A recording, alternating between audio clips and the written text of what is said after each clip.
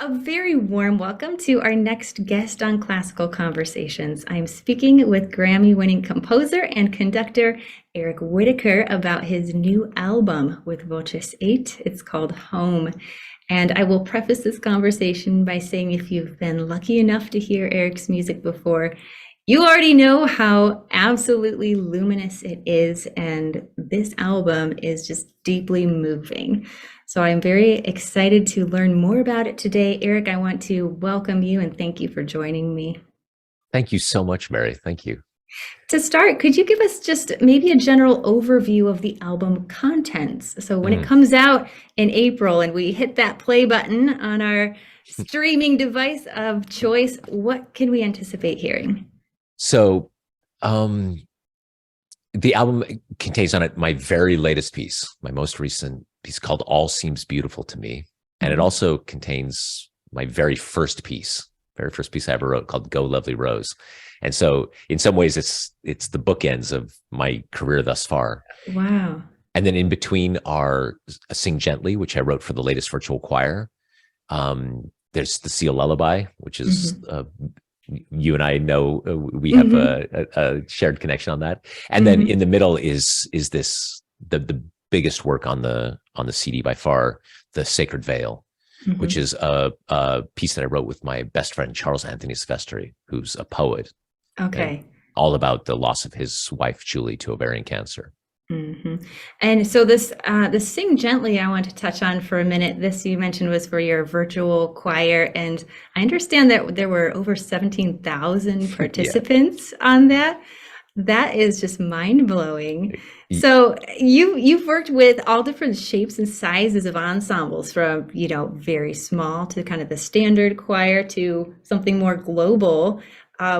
What is the difference in working with those different ensembles? Do you need to adjust the music? And how do you interact with them differently? That's a fascinating conversation. It's a really good question. So I'll tell you, my experience has been, I think when I first started conducting, I changed, right? So if there's a big group in front of you, everything gets bigger and wider, and it's, kind of less subtle. And what I've discovered over the years is that actually the bigger the group gets, the more subtle I try to get, to actually lean backwards into it. That as a leadership technique, that the smaller you get, the quieter you get, the more focused everybody becomes.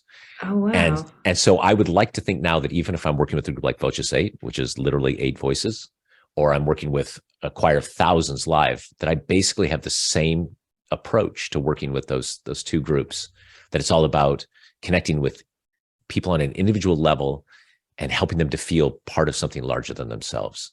Wow, that's so interesting. Almost counterintuitive, I guess, to think about such a big group and just focusing on the subtlety of everything. Yeah, it feels counterintuitive. I remember the first couple of times I tried it as a conductor, it's like, this shouldn't be working, but it's magical the way it does. That how people get it's a little bit like talking. Like if you come into a room and you start talking loud, or you're even shouting, at some point that all gets dulled. But if you come into a room and you talk very quietly, just whisper, everybody leans in. Everybody wants to hear it, and then things it has real gravity. And then for a moment you raise your voice, then it has real impact. Oh, for sure. That contrast. How interesting. So I do also want to spend some time talking about The Sacred Veil, since this is kind of a centerpiece of the album, and it's about, is it 50 minutes to an hour long, would you say? Yeah, that's right. So this is a really substantial piece of music, and could you give us more of the backstory on all these different movements? Yeah. Tony lost his wife, Julie, 16 years ago, as I said, to ovarian cancer. And you can imagine how devastating that was. She left behind a 3-year-old and a 7-year-old. And Tony, it's impossible to imagine. Tony heroically picked himself up and raised these children. It was the most extraordinary thing I've ever seen. I didn't know that those reservoirs of strength were in people. I'd never witnessed it myself. And over the years, I encouraged him to write honestly about it, to write, say what happened. That I know for myself as a composer, it's the only way I know how to work through these things, is to be honest creatively about it. And Tony eventually started to write the poem about it, or the poetry. He started with a single poem, which is now that first movement. Okay. And the poem begins whenever there is birth or death. And his idea is that there's this veil between the living, the world of the living and those who have passed. And then in moments of birth or death, that veil gets very thin, that we're just right there. I found that so beautiful. It is.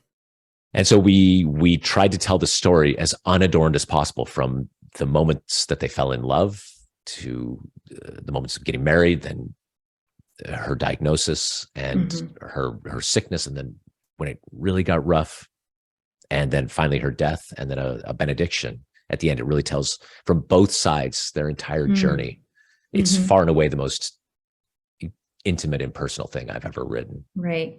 And I understand there's some text from Julie herself too. Those are my favorites. Is that from a journal of some kind of hers, or where did that come from? Early on, we knew that we wanted to also tell Julie's story. And so Tony went through boxes and boxes of her writings. She was a great writer. And two of them come from emails. But by the time Julie had died, several thousand people were following her cancer journey. Oh, wow. And so we used a couple of those where she's writing about, here's what's happened to me. And they're poignant and beautiful. Well, one is about the day that her hair started to fall out. And so not knowing what to do, she made it into a game with the kids and shaved it, and how funny it all was. And it's so human. It's so amazing, beautifully written. But my favorite, I have to say, is Movement Forward, which is called Magnetic Poetry. Okay. And they had those refrigerator magnets, that you make little poems and you just move the words around.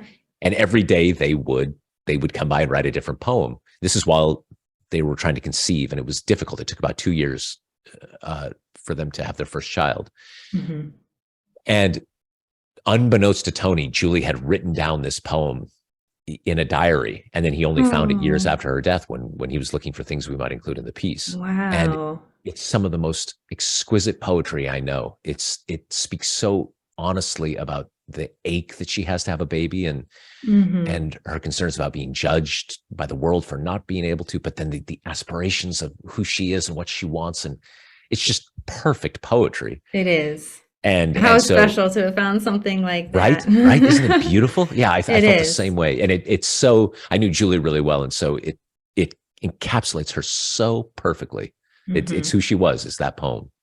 Okay. Wow. And I noticed there are several instrumental movements in this as well. And on an album with, almost entirely choral music, those kind of pop out as like, oh, what is this? And so I was curious about your thought behind those instrumental moments. What do those mean to you? Yeah, it's early on when I was deciding on the instruments, I chose cello, piano to accompany the choir. And in a way, it's not one-to-one, but in a way, the piano represents Julie and the cello represents Tony. And there's this kind of dialogue that goes between them. And then occasionally I use them to say the things that simply can't be spoken. Like, for instance, the seventh movement, right after Julie receives her diagnosis, is only piano and cello. And you can hear the cello's entire journey from the shattering impact of this news, and then the kind of rage of, how could this happen to me? Why would this happen to me? And then after the clarity of that rage, then you hear the cello, it's playing Julie's theme, and it kind of she picks up and brushes herself off and says, I still have to raise these kids. And you hear in the music then this kind of strength, and okay, we'll find this. And that leads right into this movement where she talks about losing her hair. Oh. And so even though it's just an instrumental movement, it's symbolically, it's got so much storytelling happening. It's very internal, internal journey. Interesting. That's right. Could you talk a little bit about the rehearsal process with Voces 8? So I understand with such an emotionally charged piece of music that rehearsal is bound to be very emotional too, and I understand there were some very somber moments, but also humorous ones too. Yeah. So what was that like working with them? Well, I've been a fan of Voces 8 for years. I have so many of their albums, and so the first thing that happens is, I stand in front of them, and they usually work without a conductor, right? So I lift my arms, take that breath, and then the sound that comes back is CD quality. It sounds like listening to a CD of Voces 8. Do you know what I mean? In the room. Yeah. And so several times I was just giggling. It was like, I can't believe this is happening. This is just, it was so surreal. And And then, besides being so musically intelligent, emotionally intelligent, just superb musicians, they're also just fun people. Mm-hmm. And so I think maybe as a part of a discipline, but just who they all are, they've developed this way of just keeping everything light, you know? Mm-hmm. And so Mm-hmm. even though we were recording some of the, some of the most difficult, poignant music, Mm-hmm. there was always just kind of a sense of like we were gliding over the surface of the water as we were doing it.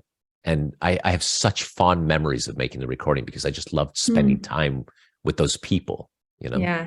Well, and that sound quality seems perfect for the album too, because I mean, with the Seal Lullaby, of course, there's that ocean subject matter, but also throughout the Sacred Veil, I feel like there's that imagery of the ocean waves too and the sea That's foam. right. So I feel like it's all like with their sound and the poetry and text, it all is very cohesive. Thank you. So Thank you. I think so too. I think it was yeah. several times, Go Lovely Rose, as I was saying, it's the very first piece I ever wrote. But it wasn't until I was performing it with them that I thought, I've been waiting 31 years for it to sound like this. Mm-hmm. This is actually what I've always hoped it would sound like. That's Yeah. an amazing experience to have as a composer. For sure. Do you feel like as you were rehearsing with them, were there any moments where you maybe had a change in perspective about the music? Because when you're composing, of course, it's kind of a solitary process at first. It's living in your head and on the paper, and then it's coming to life. Did any of them expand your perspective on the text? Or I'm just curious about how that might have changed what you initially thought about it. It's a good question. Yes. So for me, every group I'm standing in front of, we were talking about no matter how big or how small they are, Mm-hmm. that it's what I always think to myself is that it doesn't matter what you hope the ideal sound is in your mind. Mm-hmm. These are the people in the room with you. That is the ideal, is whoever is standing in front of you. And so I do this thing where whatever group I'm working with, I try to make eye contact with everybody to make a connection that these are the people in the room. This is who we're making music with, this group. And with Voces 8, immediately they start bringing something else to the music. It's intangible. I can't describe it, but there's a depth to the way they would think of phrases in music, things that are different than I had imagined, or maybe bigger than I'd imagined were in the music.